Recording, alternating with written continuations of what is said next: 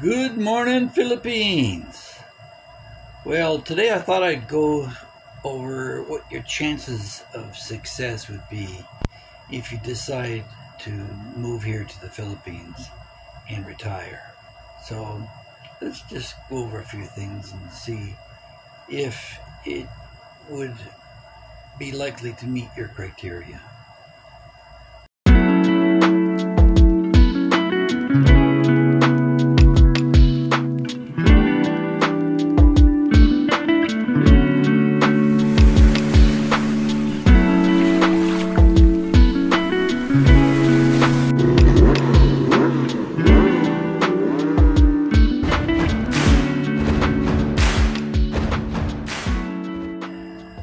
Okay, the first thing you're going to have to look at is your own personal eligibility in terms of, if I were to travel to any country, would I be able to adapt to the changes?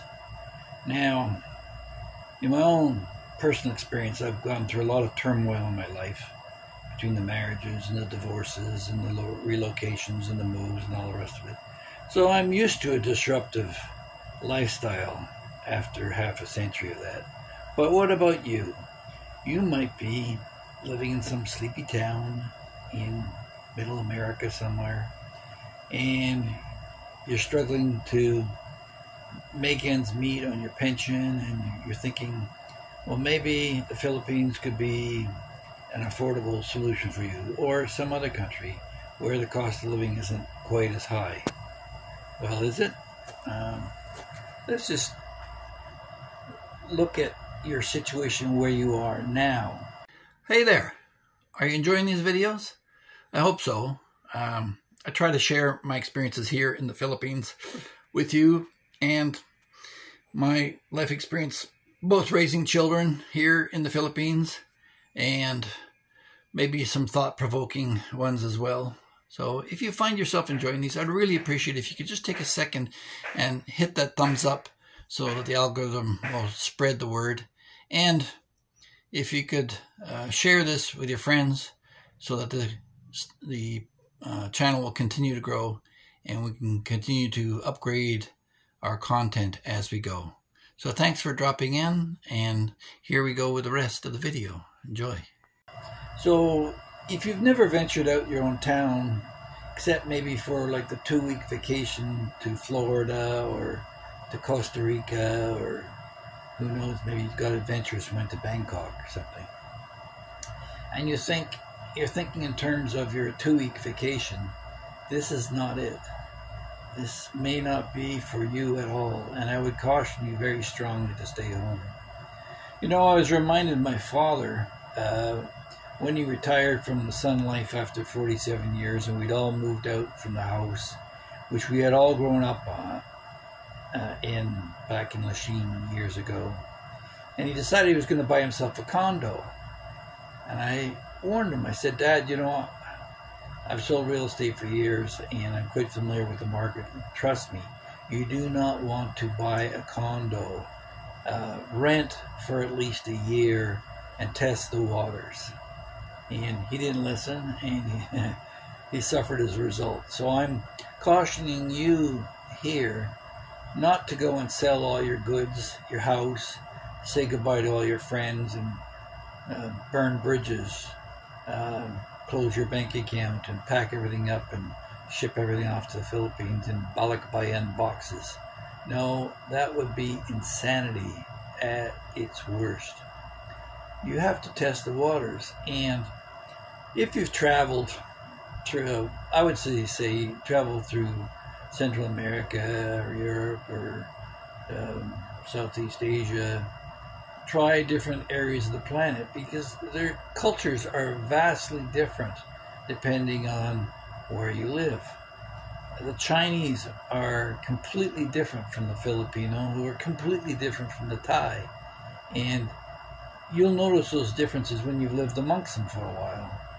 So, in my own personal case, when I was 19 years old, I packed my bags and took off to India with my best friend, and we spent 6 weeks traveling through India and Nepal and Kashmir, and it was a great vacation, and it exposed me to, at a very early age, relatively early age, 19, of what the rest of the world's about. And I enjoyed travel, and I've seen about 40 different countries, lived in about 20 of them for a period of time, and I'm used to moving about. Now, may not be in the same boat. I would say also your career choices may dictate to you the kind of personality you are. An accountant or an engineer may be really stressed living here, but a car salesman or a marketeer or someone who's been exposed to a lot of people over time, they may adapt more easily. So you have to understand your own personality type. Do you like new things? And do you adjust easily? These are very personal questions, and there's no blogger in the world that can tell you to sell everything and move here in good consciousness, so that you can enjoy your life. So if you are in Middle America somewhere and you know where your local restaurants and shopping centers and bank are, and you're comfortable with that routine, you got your coffee in the morning and you look out onto your yard and you have your dog and all the rest of it, you're settled in. And if you're content, then be content. The grass is always greener on the other side of the shit pile. That's because there's more fertilizer being spread there. And you got to remember that too, that a lot of the bloggers are going to paint this rosy picture that you should come to the Philippines because it's the answer for every expat. Here's another thing to point out too. A lot of these guys are losers. They lost their wife and kids in a divorce, as I have. And I make no qualms about it. Yeah, I lost in the fight in Western values and decided it wasn't for me anymore. And I found myself a Filipina with traditional values. And that's the positive side about it. Now, a lot of guys will say, oh, they found the unicorn here and they're in an ideal situation. Yeah, I would doubt that for the most part. You see, most of the bloggers you'll see out here will run for half a dozen years, maybe, and then they'll pack it up, they'll go home, or they'll go silent. It's not my intention to go completely silent, but I may tone this down a bit. I found the bloggers that have been doing it for a while, even if they continue with their posts, they're also more and more paranoid about their privacy. And in one case where I know of a blogger who's been around for quite a while, he found a subscriber standing in his living room and wanted to be his friend and had to kick him out and increase the security. And a lot of these guys end up getting dogs or lived in gated communities for their own protection. I've got kids, so yeah, I live in a gated community. But if you're coming here and you're worried about your protection, you probably would like to have some security just so that you feel at ease. If not, and you're out in the provinces, you may feel some insecurity because don't forget that while this may be an English-speaking country, they're not going to be speaking English around you. They're going to be talking in their own language, and you're going to be wondering what's going on. I was acutely made aware of this at my 65th birthday party the wife held for me, invited all her relatives and friends, and they're all talking away in Visaya, and I don't understand a word they're saying. I made a couple of quick jokes in English, and I took off and had a nice snooze up in the bedroom while they all sang their karaoke and had a great time. Good for them. But again, that's the kind of animal I am. I am a lone wolf. I've recognized that a long time ago, and a lot of people don't share my opinions. A lot of people probably think I'm a jerk, but that's whatever they want. That's their prerogative. I try to maintain the traditional values that my wife and family do. Families first, the kids being first and foremost.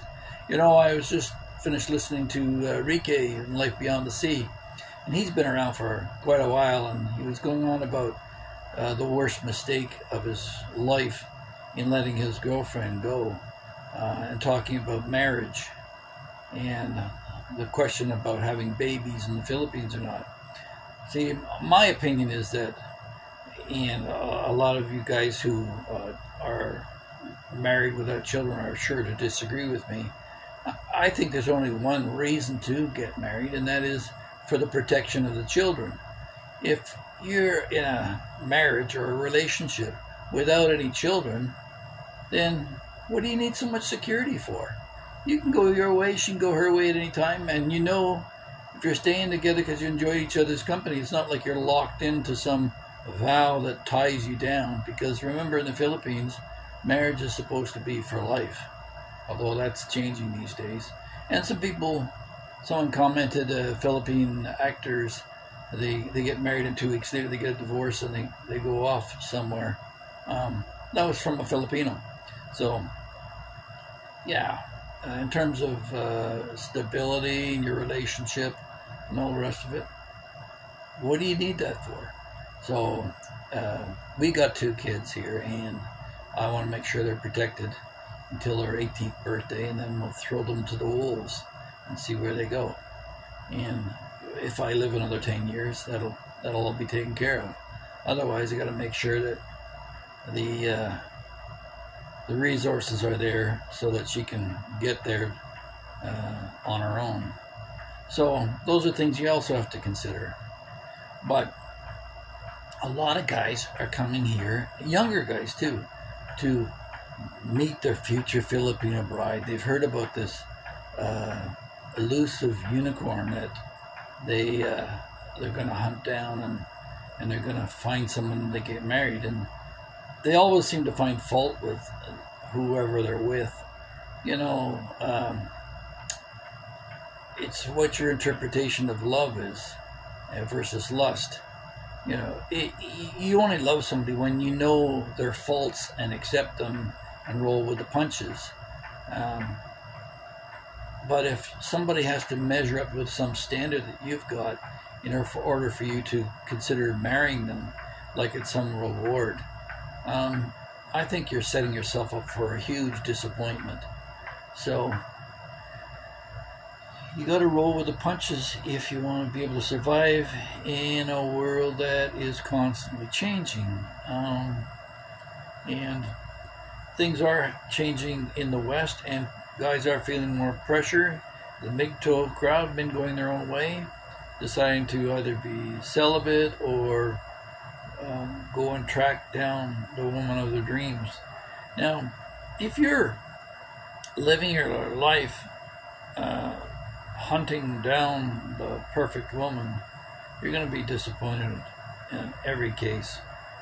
What you should be doing is making yourself so eligible, so desirable. And if you're sitting at the bar having a drink and a smoke, watching the girls go by, as I see a lot of guys do here, well, they may find somebody who will want to take their money, but I don't think they're going to be very happy. So you got to test the waters when you come out here. 2 weeks is not going to do it. You're still in vacation mode for 2 weeks. But if you're thinking seriously about making a transition, do your 2-week vacation in Costa Rica and Ecuador and Panama and Philippines and Bangkok, Thailand, or wherever you want to go, whatever suits your fancy and meets your bucket list. But if you want to consider settling down somewhere, do your 2-week vacation first and understand that part of it, and then you should be looking to maybe a couple of months. So at least you go through one renewal phase of your immigration visa, and you're used to living continuously in the climate and understanding some of what the people are. But I see a lot of guys who just cold turkey, they just get up and they move out here and they think that they're going to just make it. don't you want to try and guarantee your success? So, and then the other part about it is on the relationship side, you know, in my own case, I talked to probably, I don't know, 1,000 women on Pina Love and Thai Friendly and other websites, media sites, and, you know, took all the abuse and criticism from women and learned from it in terms of my presentation and all the rest of it, and eventually narrowed it down to one that I got into a conversation with, and we chatted for 6 months before I came over here for a second time. I'd only spent about 3-4 days in Manila and thought I'd had enough of the Philippines, but when I came out here, yeah, she was waiting for me at the airport. They all caution you not to do that because, you know, she's going to trap you and you'll never be able to test the waters or whatever. Well, you should be testing the waters in terms of your discussions with her long before you get out here. Find out what she says her principles and morals are and what her beliefs are and what you can accept. And you get there with the knowledge before you arrive here. But if all you're doing is superfluous discussion on, I don't know, fashion or fad or what she feels at a particular moment, you're not getting any material from the conversation. So make sure your conversations, if you are online, are material and you have an understanding. Does she want to have children? What are her views on your past relationships? Be honest with her and see her reaction. You know, I mean, I was twice divorced when I met my third wife, and we had to deal with that. Or I had to have her deal with it to make sure that she was on board with the discussion. So, yeah, those are just some of the thoughts about coming here and getting used to the girl, the climate, the culture, and you're forever going to be the foreigner here. You may be part of the family, but you'll still be a foreigner, and I'm fine with that. But again, you know, you're not me, and I'm not you, and I'm not a lone wolf. I'm not an accounting type. So I don't mind a little variety and change, and that's okay. But on the flip side of that, we also did the trip to Canada, where I thought, like a lot of us Westerners, that every Filipina wants to come to Canada or America and live her dream there. Well, no, that didn't work out the way it was, because it came down to basic morality. My wife saw actually how many Canadians live with alcohol and drug addiction and broken families, and when you walk your kids to school with your wife and you see somebody with ripped up jeans and a purple dyed hair and a nose piercing, using foul language, and dressing up her kid like some clown and sending him off to school, to a traditional Filipino, that's going to really wear on their nerves.